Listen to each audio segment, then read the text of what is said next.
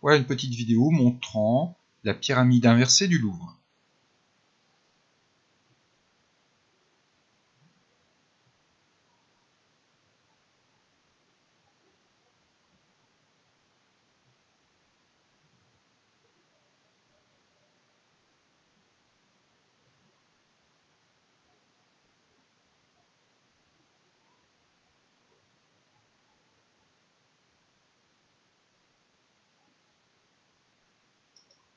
Quelques images, et l'objectif de ce problème est de déterminer le nombre de triangles équilatéraux constituant la pyramide inversée du Louvre.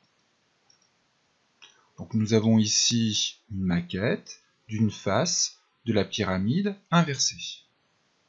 U1, c'est le nombre de triangles équilatéraux, donc là U1 est égal à 1.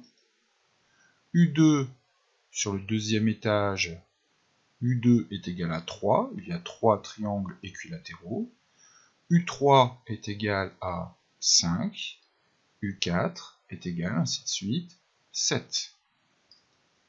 Donc on a U1 égale à 1, U2 égale à 3, U3 est égal à 5, U4 est égal à 7, et on s'aperçoit que l'on passe de U1 à U2 en ajoutant 2, on passe de U2 à U3 en ajoutant 2 encore, et on passe de U3 à U4 en ajoutant 2. Si on fait la différence entre deux termes consécutifs, U2 moins U1 est égal à 2, U3 moins U2 est égal encore à 2, U4 moins U3 est égal à 2. Ainsi de suite. Donc 2 est la raison de la suite de nombres U1, U2, U3 jusque UN. En résumé, UN est une suite arithmétique définie par son premier terme, U1 est égal à 1, et par sa raison, petit r, qui est égal à 2.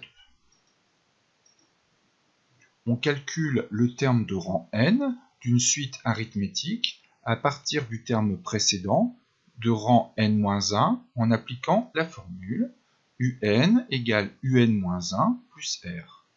Le terme précédent plus la raison. Avec, bien sûr, dans notre cas, petit r qui vaut 2. Exemple, si je prends n est égal à 5, U5 sera égal à U indice 5 moins 1 plus 2, donc U5 sera égal à U4 plus 2. Si petit n est égal à 3, U3 sera égal à U indice 3 moins 1 plus 2, ce qui va nous faire U2 plus 2. Donc là, j'ai remis la maquette. Il y a dans cette pyramide 12 rangées. Sur la première rangée, un triangle. Sur la deuxième rangée, 3 triangles. Sur la troisième rangée, 5 triangles. Et on va essayer de déterminer le nombre de triangles sur la 12e rangée. Ça revient à calculer U12. Donc comment va-t-on calculer U12 ? Donc, avant de calculer U12, on va déterminer l'expression de UN en fonction de U1 et de 1 et de R, et à partir de là, on pourra calculer facilement U12. Alors, l'expression de UN en fonction du premier terme est la raison. U1, c'est égal à 1. U2, c'est U1 plus 2, ce qu'on a vu tout à l'heure. Donc, c'est U1 plus R. U3, si on suit la définition, c'est U2 plus 2. Mais U2, c'est U1 plus R, donc on écrit U1 plus R. Donc ce qui nous fait U1 plus 2 fois R. U4, c'est U3 plus 2. Mais U3, on l'a calculé précédemment. On a vu que c'était égal à U1 plus 2 fois R. Donc finalement, ça nous fait U1 plus 2 fois R plus R. Donc au total, ça fait U1 plus 3 fois R. Et si on continue comme ça par la suite, on arrive à la définition UN égale U1 plus n-1 fois la raison. UN est égal au premier terme plus n-1 fois R. Maintenant, on a la formule, on va pouvoir calculer facilement U12. Donc, on a réécrit la formule. U1 est égal à 1, R est égal à 2 dans notre cas de figure, donc on va pouvoir calculer U12.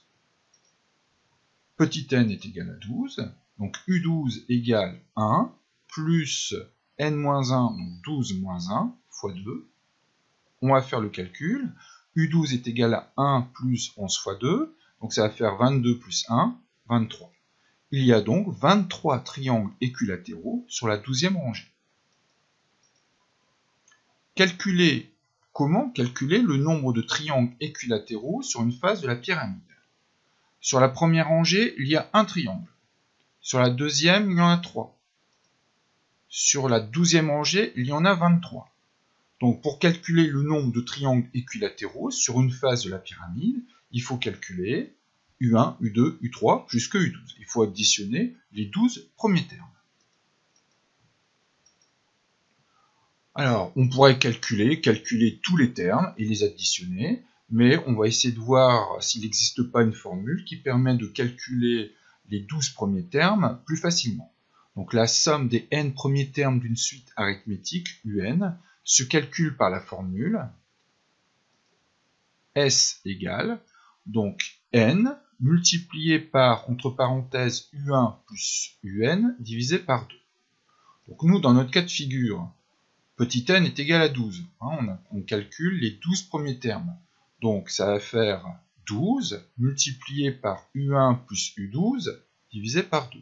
Donc je remplace U1 et U12 par les valeurs. Donc ce qui va nous faire S égale 12 fois 1 plus 23, entre parenthèses, divisé par 2. Si on fait le calcul, on trouve 144. Ça veut dire qu'il va y avoir sur une face de la pyramide 144 triangles équilatéraux. Sur une face de la pyramide inversée, il y a 144 triangles. Pour la pyramide complète, il y a 4 faces. Donc, il va y avoir 144 fois 4, 576 triangles.